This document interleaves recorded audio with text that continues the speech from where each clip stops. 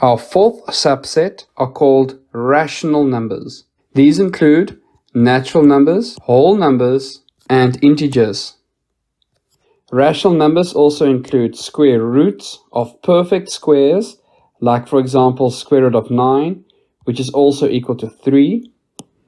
Also cube roots that lead to integers, like for example the cube root of 8, which is equal to 2, or the cube root of negative 27, which is equal to negative 3.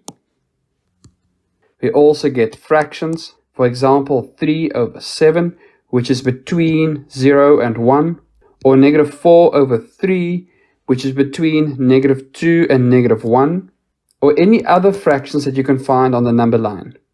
This also includes improper fractions, where the numerator is bigger than the denominator. Next, within rational numbers, we have terminating decimals. For example, 3.14, which is after 3, or negative 5.967, which is to the left of the number line. Rational numbers also include recurring decimals. These are decimal values like 2.66666, and the 6 continues on forever.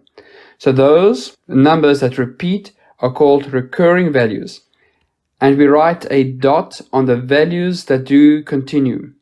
So if I write 2.71 and dots on the 7 and the 1, that will be 2.71, 71, 71, and so forth.